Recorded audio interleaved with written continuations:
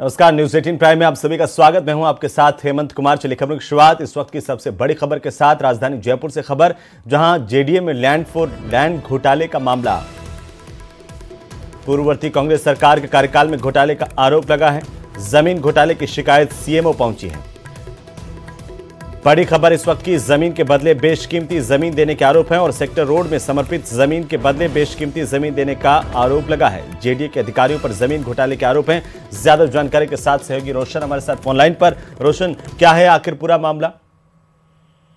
हेमंत, देखिए, जयपुर विकास प्राधिकरण के अंदर जो जेडीए जोन 11 है, जेडीए जोन 8, 9 और जेडीए जोन 12 के अंदर बताया जाता है कि जो जमीन के बदले जो जमीन देने के मामले में बड़ा घोटाला हुआ है, इसको लेकर जो शिकायत यहां पर सीएमओ पहुंची है और जेडीए के अधिकारियों के ऊपर आरोप है कि जो जमीन के बदले जो विकसित जो जमीन दी गई है वो समतुल्य मूल्य की देनी थी, लेकिन डीएलसी से कहीं ज्यादा जो रेट की जो जमीनें हैं वो भूमाफियाओं को दे दी गई है। तो ऐसे में जो जेडीए के अधिकारियों को लेकर शिकायत सीएमओ में पहुंची है। देखिए, बड़ा ये जो मामला है, इसके ऊपर आरोप लगे कि 1000 करोड़ रुपए से ज्यादा का ये जो घोटाला है ये बताया जा रहा है, जिसमें सैकड़ों ऐसी जो जमीनें हैं, जो बंजर जो भूमि थी, जो सेक्टर रोड के अंदर जो आ रही थी, ऐसी जमीनों के एवज में जो मुआवजा दिया गया है वो समतुल्य भूमि से कई गुना अधिक जो बेशकीमती भूमि है वो दे दी गई है। तो ऐसे में कहीं ना कहीं अब जो जेडीए के अधिकारियों के ऊपर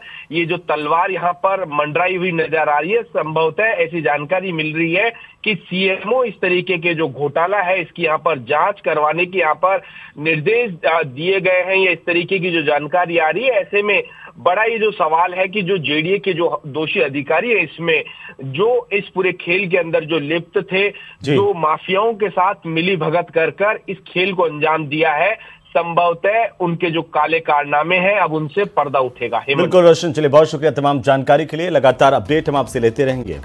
नए प्रभारियों का ऐलान किया है। सुनील बंसल को युवा मोर्चा की जिम्मेदारी भारतीय जनता पार्टी में मिली है।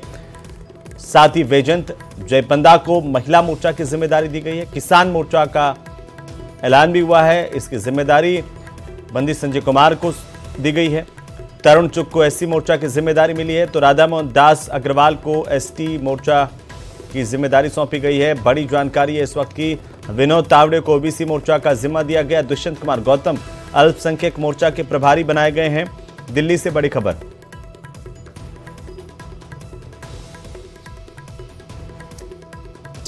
लोकसभा चुनाव के लिए भारतीय जनता पार्टी की तैयारी को लेकर के इस वक्त की सबसे बड़ी खबर है। सुनील बंसल को युवा मोर्चा की जिम्मेदारी दी गई है। तरुण चुग एससी मोर्चा की जिम्मेदारी संभालेंगे। राधा मोहन दास अग्रवाल को एसटी मोर्चा की जिम्मेदारी सौंपी गई है पार्टी संगठन की ओर से।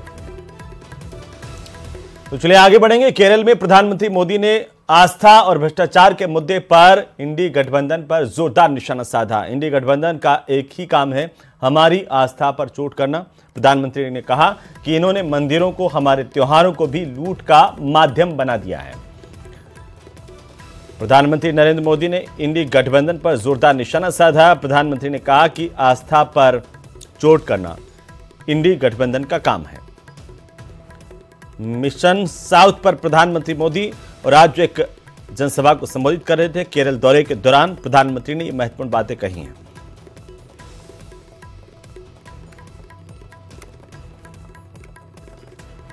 प्रधानमंत्री मोदी ने आस्था और भ्रष्टाचार के मसले पर कांग्रेस को जमकर घेरा।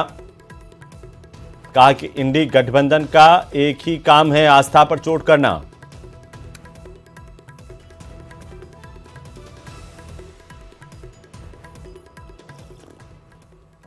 ही काम आता है।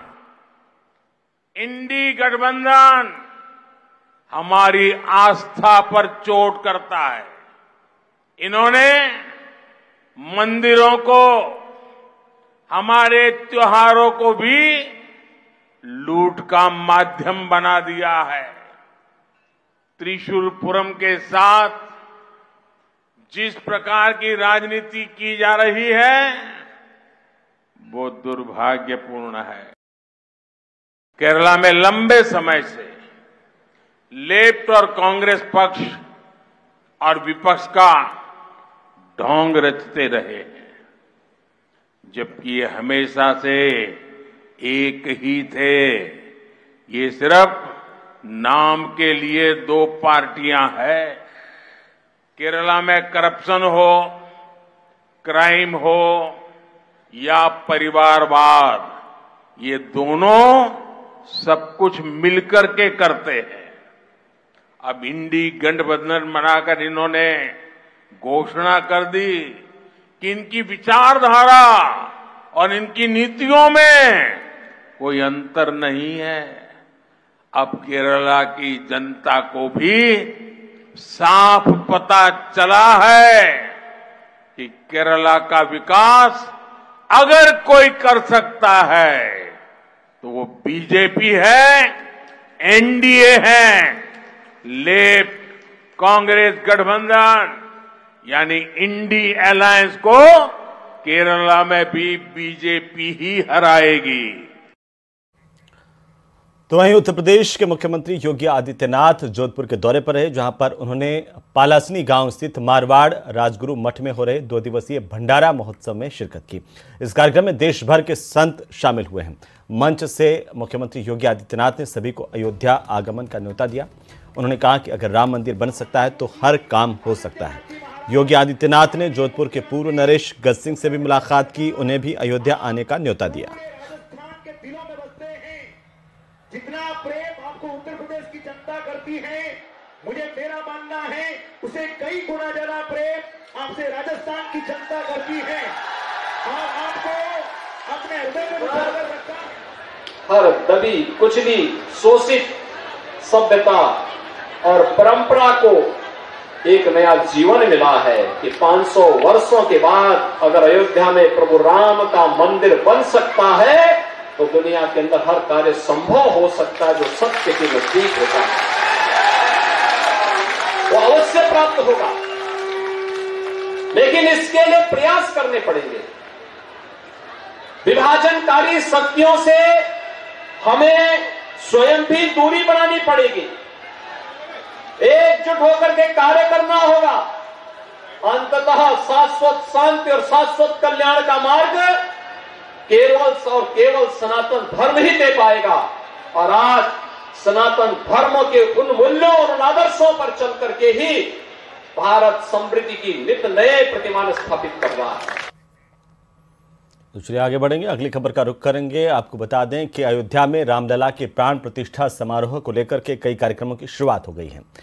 प्रतिष्ठा समारोह के अनुष्ठान की 18 जनवरी से शुरुआत हो जाएगी, जो कि 22 जनवरी तक चलेंगे। लेकिन इससे पहले 17 जनवरी को रामलला का विग्रह अयोध्या में नगर भ्रमण पर निकलेगा। इस भ्रमण में शामिल होकर के अयोध्या के लोग पूरी दुनिया को राम मंदिर निर्माण के भव्य आयोजन का संदेश देंगे।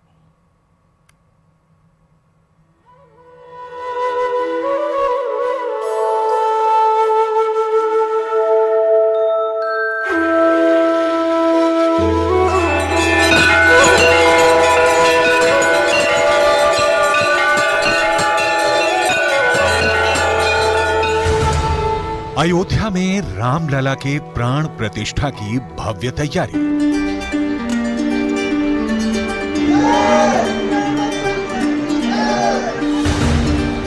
मकर संक्रांति के बाद शुरू होगी रामलला की प्राण प्रतिष्ठा।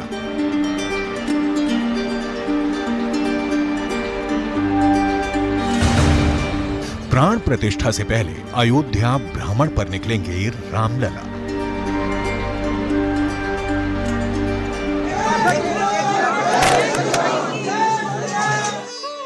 22 जनवरी 2024 ये वही तारीख है जब रामलला की प्राण प्रतिष्ठा का कार्यक्रम संपन्न होगा।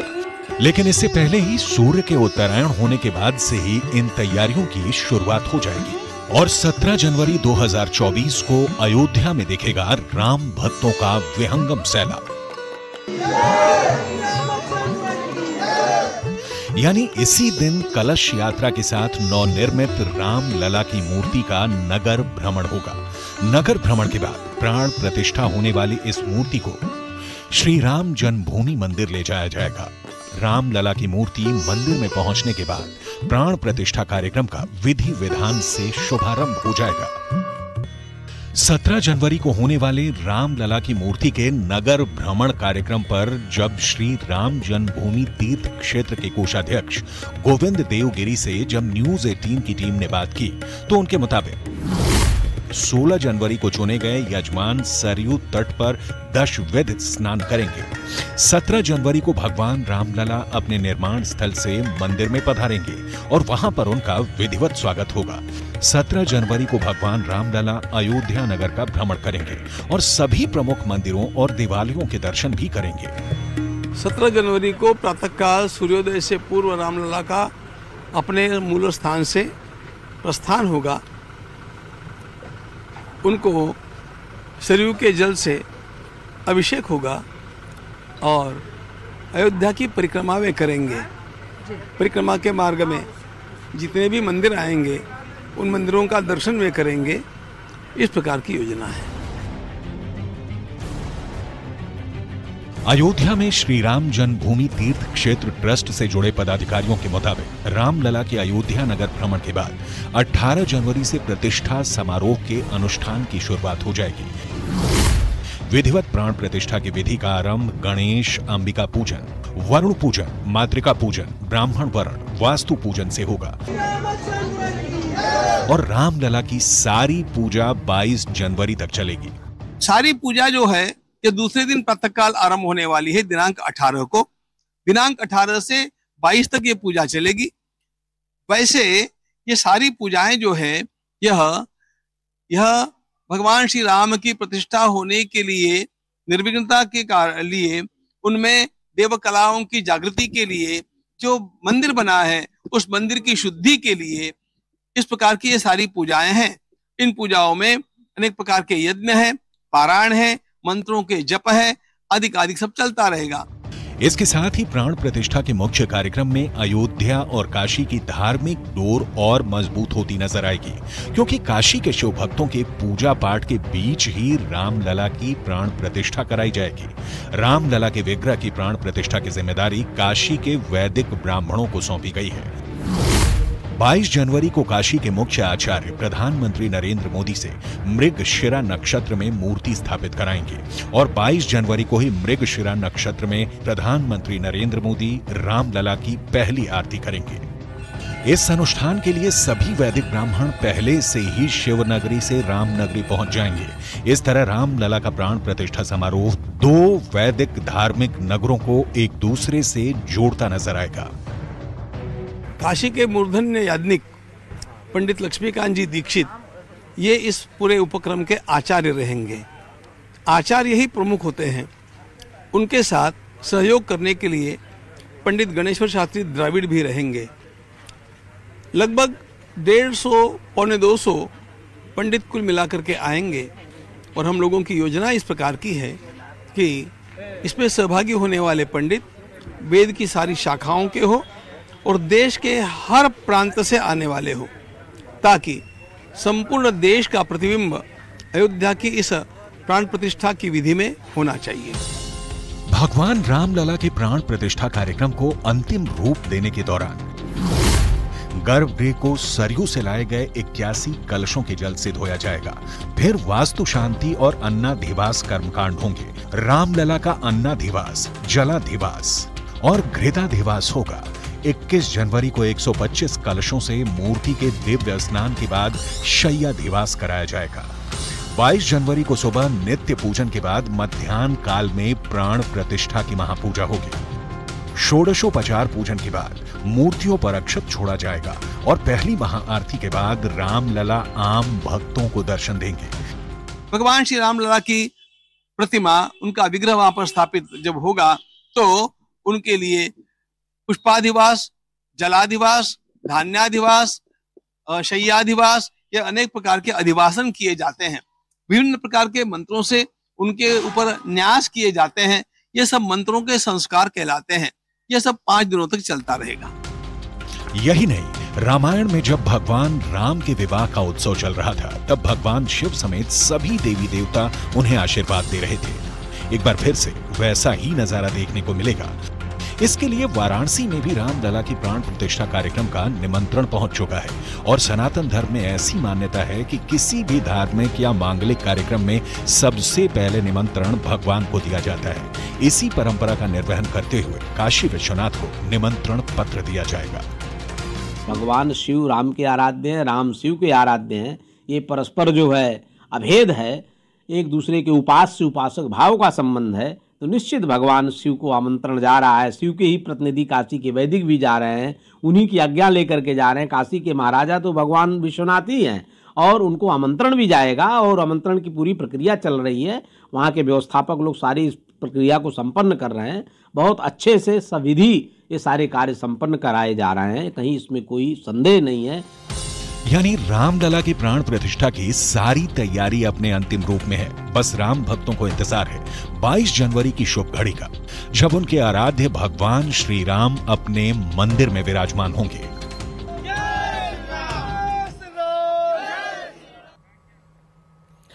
तो वहीं प्रधानमंत्री मोदी को चाय पिलाने वाली मीरा मांझी को तोहफा मिला है।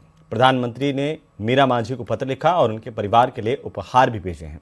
उनके घर से जाने के बाद पीएम ने मीरा मांझी को एक पत्र लिखा। उन्होंने उनके और उनके परिवार के लिए उपहार भी भेजे। इसमें एक चाय सेट, रंगों वाली ड्राइंग बुक और बहुत कुछ शामिल है। तो ये 2 तस्वीरें हैं। मीरा मांझी को प्रधानमंत्री का उपहार मिल चुका है। प्रधानमंत्री की तरफ से एक संदेश भी भेजा गया है और ये 2 अलग अलग तस्वीरें इस वक्त आप अपनी टीवी स्क्रीन पर देख पा रहे हैं। तो आपको बता दें कि मीरा मांझी ने प्रधानमंत्री को चाय पिलाई थी। प्रधानमंत्री ने बदले में तोहफा दिया है। मीरा मांझी को पत्र लिखा है, उनके परिवार के लिए उपहार भेजे हैं। उसकी तस्वीर आपकी टीवी स्क्रीन पर है। उनके घर से जाने के बाद प्रधानमंत्री ने मीरा मांझी को एक पत्र लिखा और उनके परिवार के लिए उपहार भेजे हैं।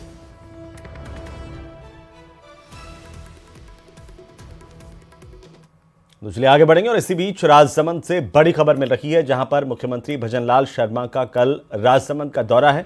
दोपहर को 1:45 पर सीएम भजनलाल शर्मा कुंभलगढ़ पहुंचेंगे। उपखंड के गढ़बोर श्री 4 भुजानाथ जी मंदिर में मुख्यमंत्री दर्शन करेंगे।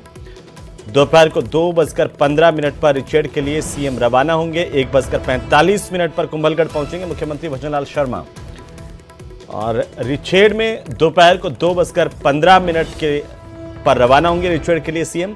रिचेड़ में संकल्प यात्रा शिविर का अवलोकन मुख्यमंत्री करेंगे।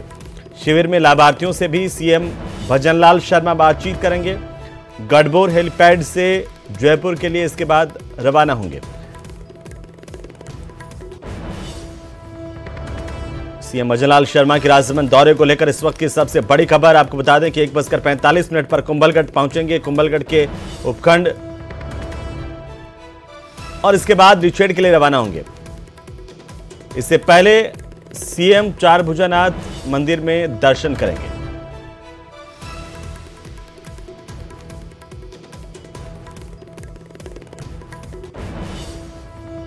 चलिए आगे बढ़ेंगे और इसी बीच चित्तौड़गढ़ से बड़ी खबर, जहां पर नगरी के जवान ने खुद को गोली मार ली। मणिपुर में सीमा सुरक्षा बल में यह जवान तैनात था। इस वक्त की सबसे बड़ी खबर, जवान राधेश्याम गुर्जर ने अपने को गोली मारी खुद, और मंगलवार की रात अज्ञात कारणों से खुदकुशी करने की खबर सामने आ रही है। कल देर रात तक पैतृक गांव नगरी में इस जवान का पार्थिव शरीर पहुंचेगा। जैसे ही खबर उनके गांव में पहुंची है, पैतृक गांव में शोक की लहर है। जानकारी के मुताबिक इस जवान ने खुदकुशी की, खुद को गोली मारी। जवान राधेश्याम गुर्जर जो कि मणिपुर में सीमा सुरक्षा बल में तैनात थे।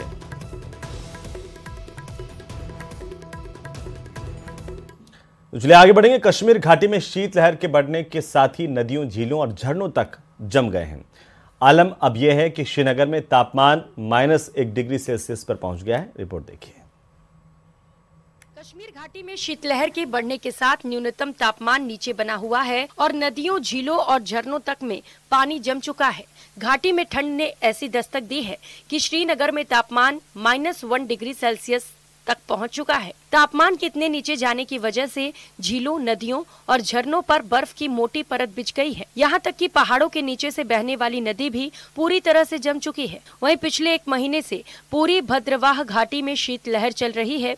न्यूनतम तापमान नीचे गिरकर 0 से -1 डिग्री सेल्सियस दर्ज किया गया है। भीषण शीतलहर के चलते नदियों और झीलों का पानी बर्फ में तब्दील होने के बाद जो नजारा दिख रहा है वो पर्यटकों के लिए आकर्षण का केंद्र बना हुआ है और इससे स्थानीय लोगों को रोजगार भी मिल रहा है। स्थानीय लोगों का कहना है कि इस इलाके में सबसे ज्यादा बर्फबारी और ठंड पड़ती है और यहाँ का तापमान -15 से -20 डिग्री सेल्सियस तक चला जाता है, जिसकी वजह से झरना पूरी तरह जम जाता है। उन्होंने कहा कि यही वजह है कि यहाँ आने वाले पर्यटक इसे देखकर हैरान और खुश हो जाते हैं।